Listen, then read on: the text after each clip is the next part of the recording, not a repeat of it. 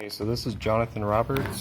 This is my soldered board portion of the lab for electronics, and so here I'm going to demonstrate the beacon coming into view of the other circuit.